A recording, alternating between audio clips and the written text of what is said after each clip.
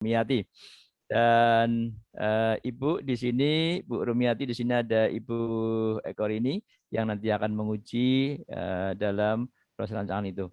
Dan untuk menyingkat waktu, saya kira silahkan Iin untuk mulai saja, silahkan. Tapi jangan lupa merekod nih, Iin. Sampun, Pak. Ya, yeah.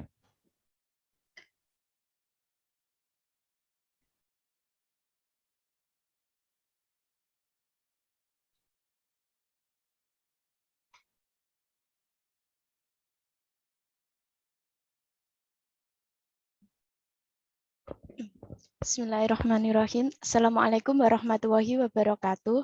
Waalaikumsalam warahmatullahi wabarakatuh.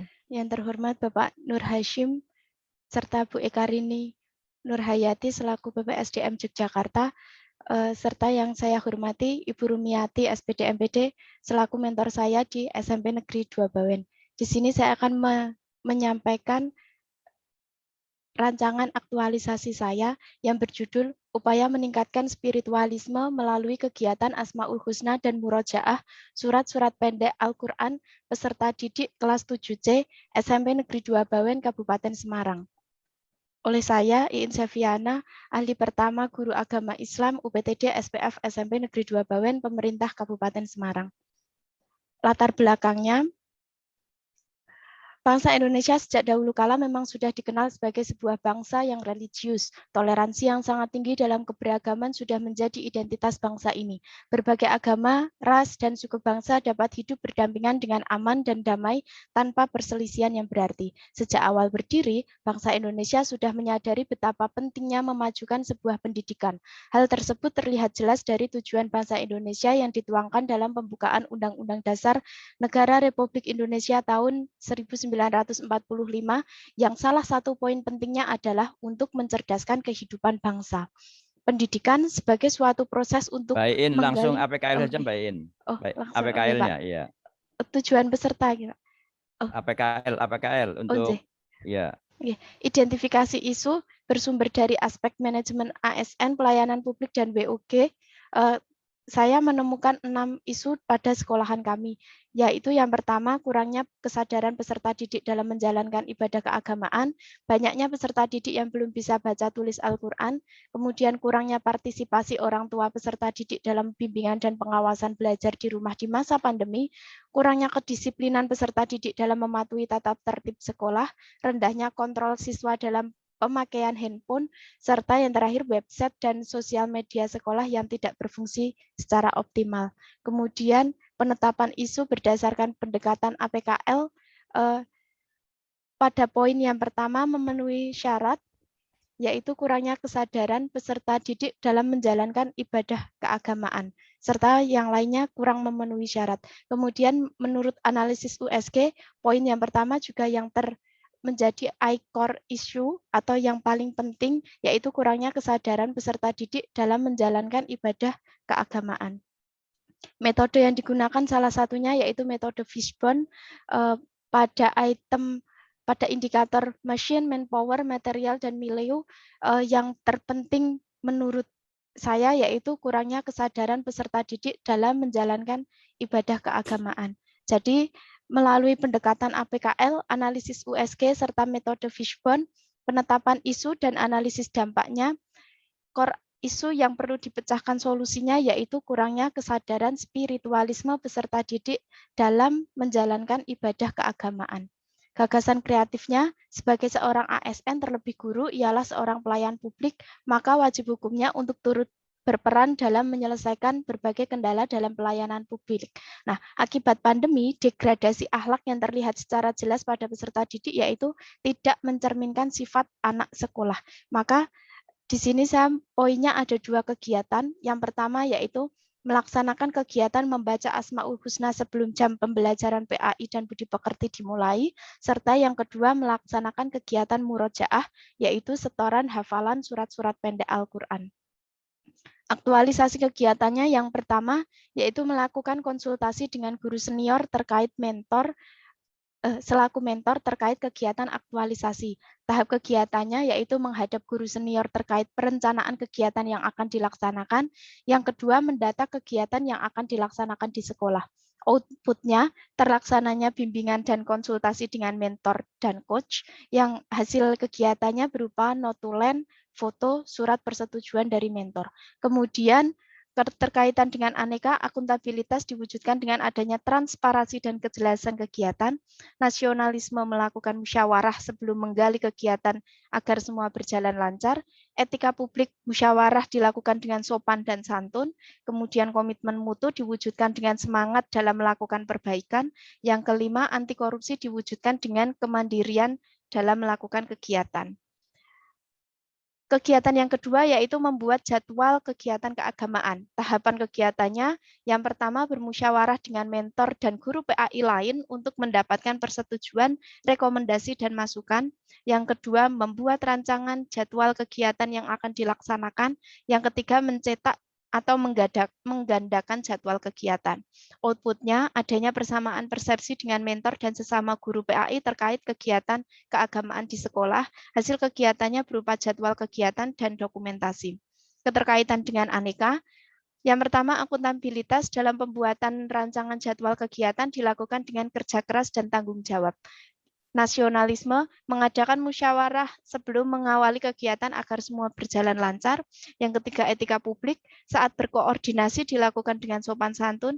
Yang keempat komitmen mutu diwujudkan dengan adanya kegiatan yang berorientasi pada mutu, inovasi, dan perbaikan berkelanjutan. Yang kelima anti korupsi yaitu mencetak jadwal secara mandiri. Selanjutnya yang kegiatan yang ketiga yaitu sosialisasi jadwal kegiatan keagamaan kepada peserta didik. Tahapan kegiatannya yang pertama konsultasi atau musyawarah dengan mentor, kemudian menyiapkan media sosialisasi, yang ketiga melaksanakan sosialisasi kepada peserta didik mengenai kegiatan keagamaan yang akan dilaksanakan. Outputnya peserta didik mendapatkan informasi jadwal kegiatan keagamaan. Hasil kegiatannya berupa notulen dan dokumentasi kegiatan. Keterkaitan dengan aneka yang pertama akuntabilitas, rencana kegiatan yang akan dilaksanakan disosialisasikan kepada peserta didik dengan jelas. Kemudian nasionalisme, kegiatan diawali dengan konsultasi atau musyawarah. Yang ketiga etika publik, musyawarah yang dilakukan dengan sopan santun. Komitmen mutu diwujudkan dengan semangat melakukan perbaikan berkelanjutan, kemudian anti korupsinya diwujudkan dengan usaha menyiapkan bahan sosialisasi secara bekerja keras dan penuh tanggung jawab. Yang keempat, melaksanakan kegiatan sebelum belajar, yaitu dengan membaca Asmaul Husna.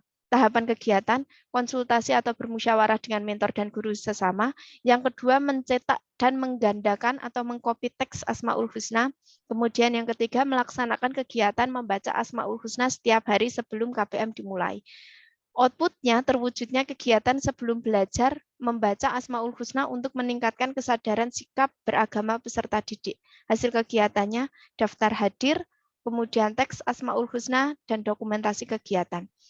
Keterkaitan dengan aneka, yang pertama akuntabilitas diwujudkan dengan adanya kejelasan kegiatan dan adanya tanggung jawab dari guru. Yang kedua nasionalisme, mengadakan musyawarah sebelum mengawali kegiatan agar semua berjalan dengan lancar, serta dilakukan dengan sopan santun.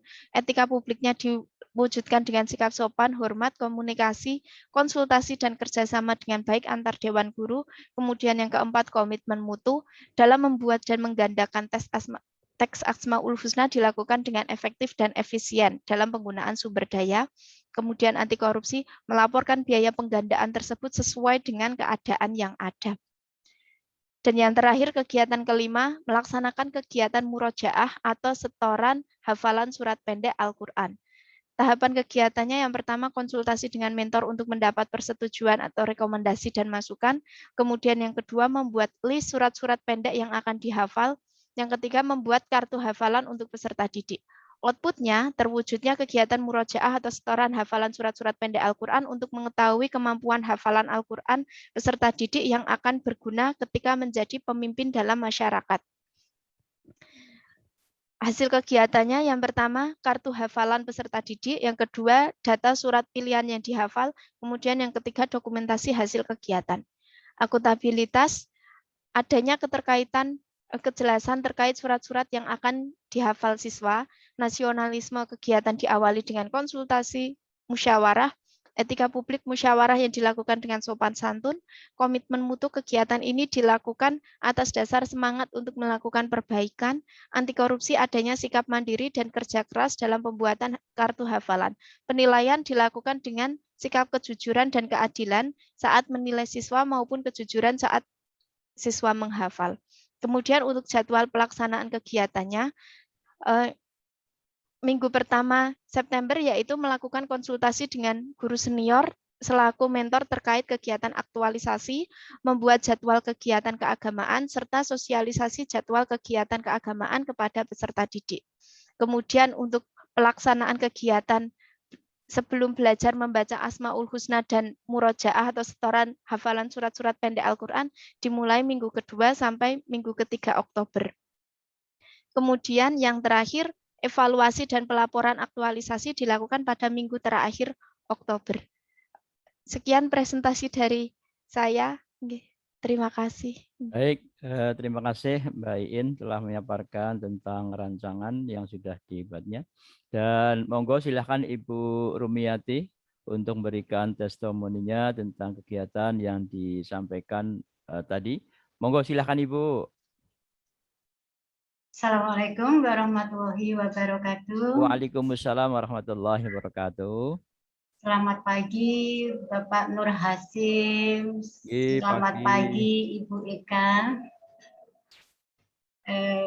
Perkenalkan, ini saya sebagai mentor dari Mbak Iin untuk menyampaikan terlebih dulu untuk profilnya di SMP Negeri 2 Bawen ini, sehingga Mbak Iin itu mengambil judul tadi, Bapak dan Ibu Eka. Di SMP Negeri 2 Bawen ini itu berada di Kecamatan Bawen, Bapak Ibu, itu ada 5 sekolah negeri dan 4 sekolah swasta. Nah, kami itu di SMP Negeri 2 Bawen itu 5 kilo dari jalan raya, Bapak Ibu. Jadi memang termasuk sekolah pinggiran begitu.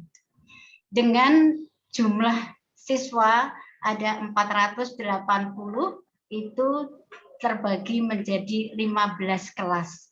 Dan masing-masing rombel itu ada 5 kelas.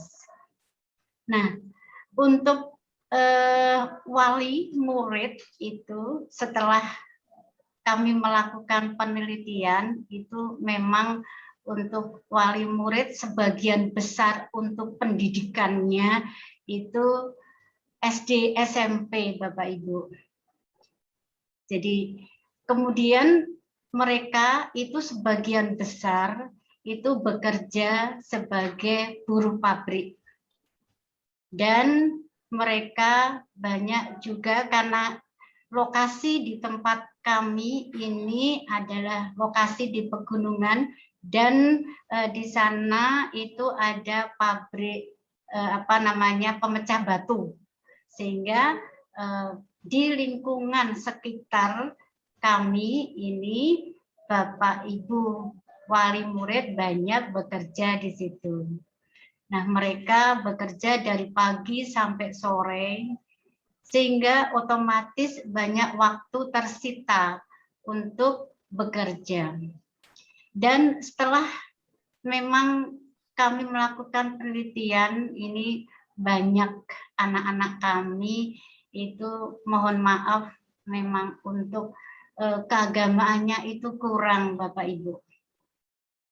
Sehingga saya sangat mendukung ini dengan adanya nanti ini penelitian dari Mbak Iin yang mengambil judul upaya meningkatkan spiritualisme melalui kegiatan Asmaul Husna dan Murajah surat-surat pendek Al-Quran.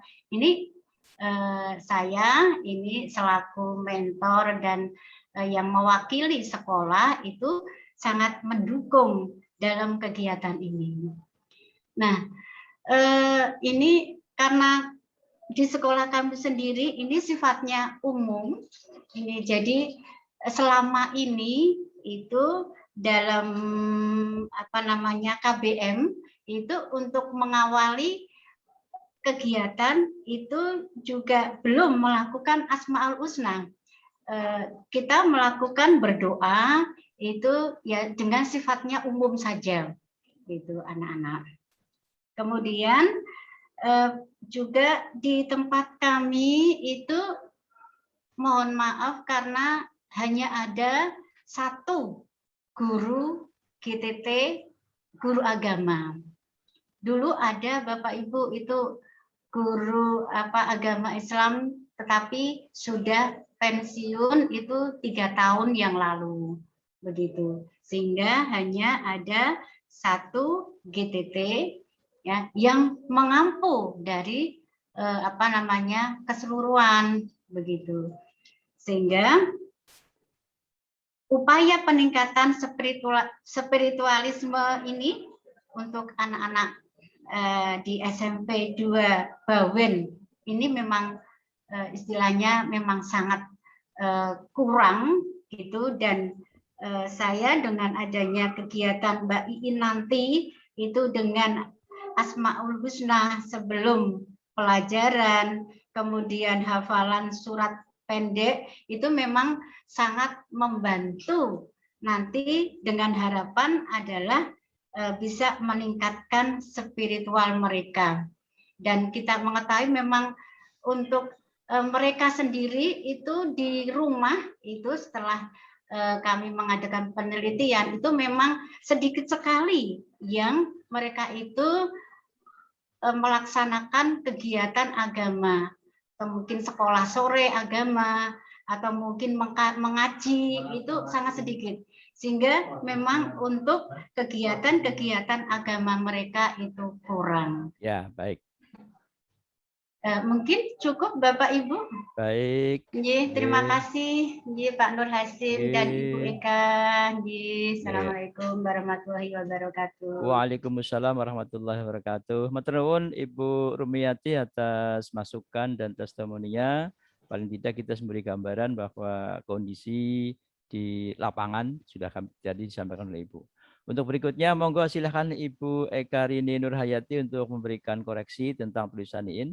Waktu dan tempat kami persilahkan Ibu. Baik, terima kasih Pak Nur Hasim selaku coach sekaligus moderator. Yang kami hormati Ibu Mentor, Ibu Kepala SMP Negeri di Bawen ya. Bawen itu yang pertigaan yang pas ada terminal bisnya terminal, itu ya. Iya, terminal ya. Bawen. Terus setahu saya kalau Bawen itu per terminal itu. Iya, terminal Bawen. Terus kemudian Mbak Iin selaku peserta lajar. Yang pertama, Mbak Iin itu sebetulnya isunya apa yang diangkat itu? Rendahnya kesadaran peserta didik itu, Bu, dalam beragama itu. Kesadaran beragama. Terus kamu 2 bulan ini mau meningkatkan kesadaran? Sedikit banyak.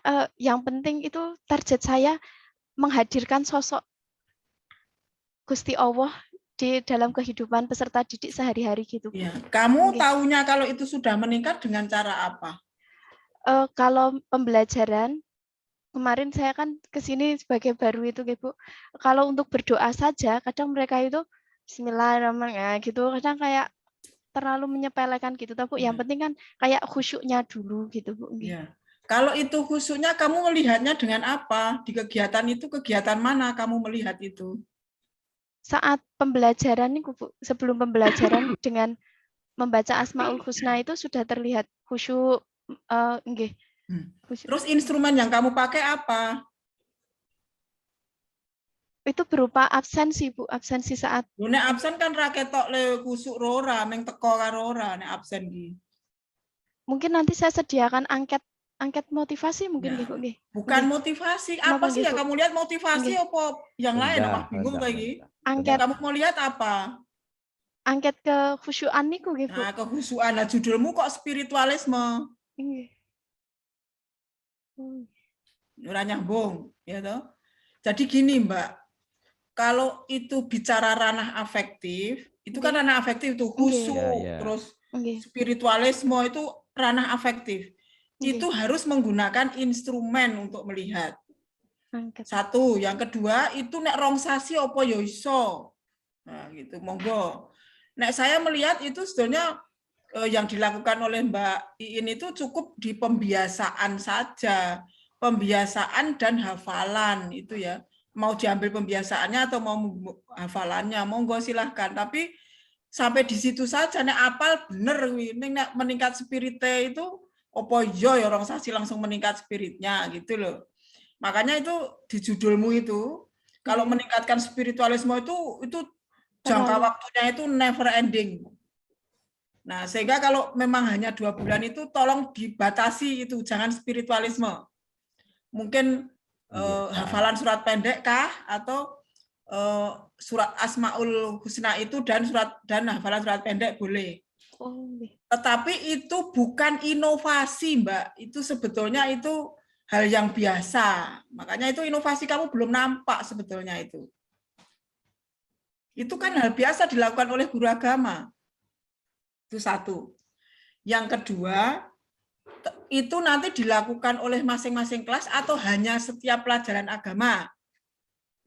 Hanya setiap pelajaran agama. Apalagi itu, rong sasi pelajaran agama ping piro. Harus spiritual, luar biasa itu. Nah, makanya ini kalau saya boleh usulkan itu mungkin itu surat pendek dan membaca Asmaul Husna sebelum pelajaran agama, bukan sebelum pelajaran. Salah kamu tadi di langkah keberapa itu? 4 atau berapa? Nah, itu sebelum pelajaran agama, hanya agama saja. Makanya itu paling berapa kali? 3-4 kali atau paling banyak 8 kali.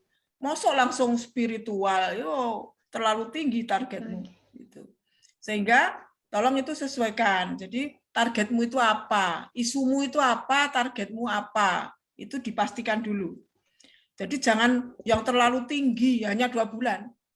Itu yang kedua. Jadi yang perlu dibenahi. Kemudian yang ketiga, itu kamu itu kok terakhir itu hanya hafalan, terus kamu mau melihatnya itu di mana? Artinya gini loh, kalau toh hafalan, mestinya kan ada evaluasi.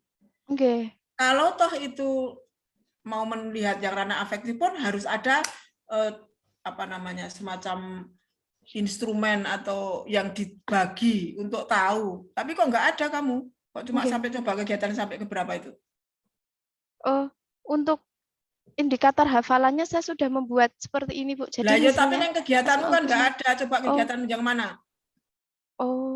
Yang mana kegiatannya? Saya kan hanya lihat yang apa yang kamu lakukan di kegiatan itu. Coba kegiatan 1, 2, 3, 4, 5. Ini, Bu. Ya. Kegiatan 4, 5. Ya.